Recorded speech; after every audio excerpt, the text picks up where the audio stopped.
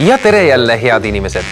Täna on meil tõsine meditsiinisaade, sest seekord räägime teile Euroopa Liidu tervisest ülemaailmse majanduskriisi valguses. No, hea küll.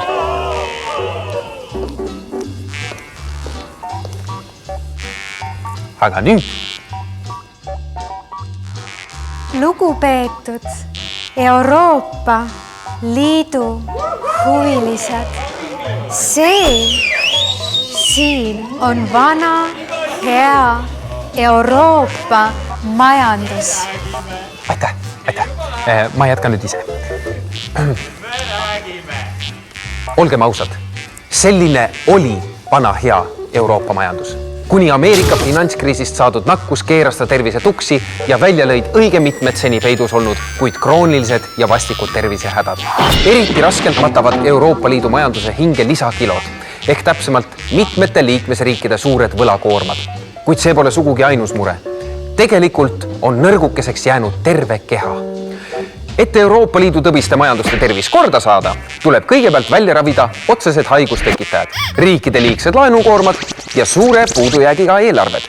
Ravimiks on karmimad reeglid laenudele ja eelarvetele ning arstitädiks Euroopa Komisjon. Ja kui muidu ei saa, siis tuleb ka urvaplaastrit kasutada.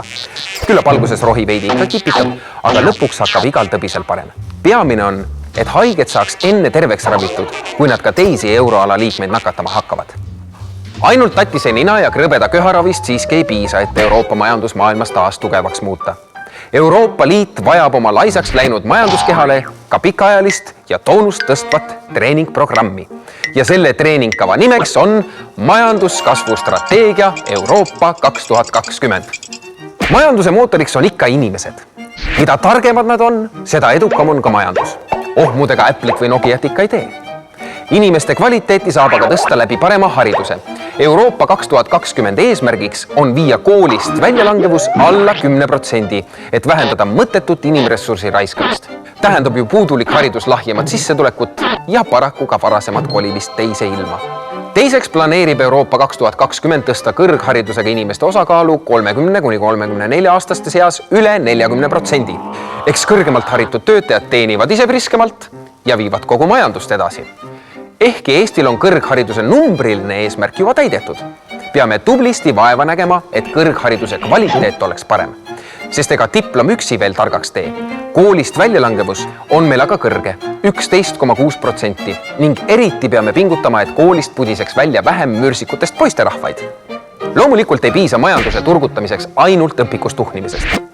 Tarkusest punnis inimesed tuleb ka tööle panna. Euroopa 2020 on seadnud eesmärgiks tõsta 20–64 aastaste inimeste tööhõive määr 75%-ni. Ja arvestades Euroopa kiiresti vananevat elanikkonda, on see eriti tähtis, sest pensioniealisi inimesi tuleb tööealistega võrreldes üha juurde ja juurde. Ning seniste pensionisüsteemide ülevalpidamine nõuab rohkem tõhusaid töökäsi. Ka Eesti elanikkond vananeb kiiresti ning Euroopa 2020 eesmärgini jõudmiseks peame tooma tööturule tänasega võrreldes juurde 40 000 inimest. Euroopa 2020 treeningkava ei piirdu üksnes harjutustega hariduses ja tööturul. Majandus peab muutuma nutikamaks ja tootlikumaks. Selleks tuleb investeerida teadus- ja arendustegevusse tublisti rohkem. Arendada tuleb ka rohelist majandamist, et kahaneks kasvuhoonegaaside tekitamine ning vähendada vaesust, et kõik inimesed saaksid inimväärselt elada. Nii et tegemist jagub ja eriti Eestil.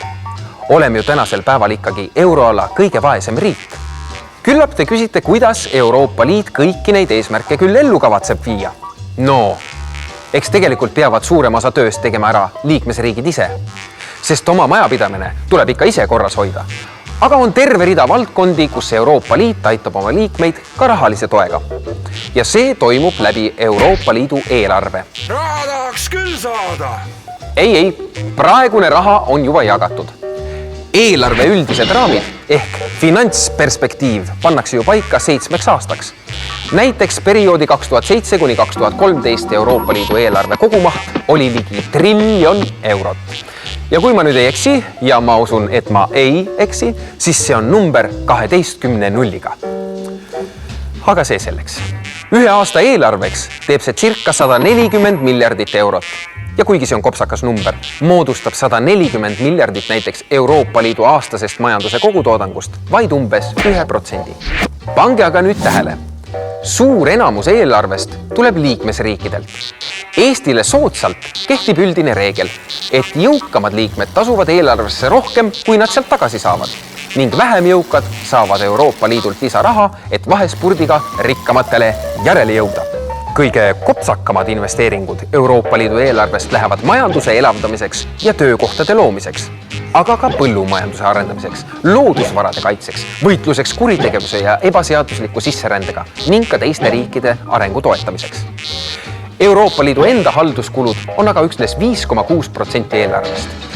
Ega siis midagi, käärime aga käised ülesse ja tohterdame Euroopa majanduse terveks. Aga äkki tahab keegi midagi küsida? Jaa, tooge venttude tagasi!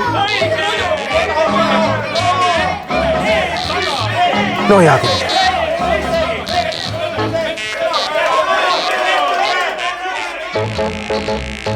Thank you.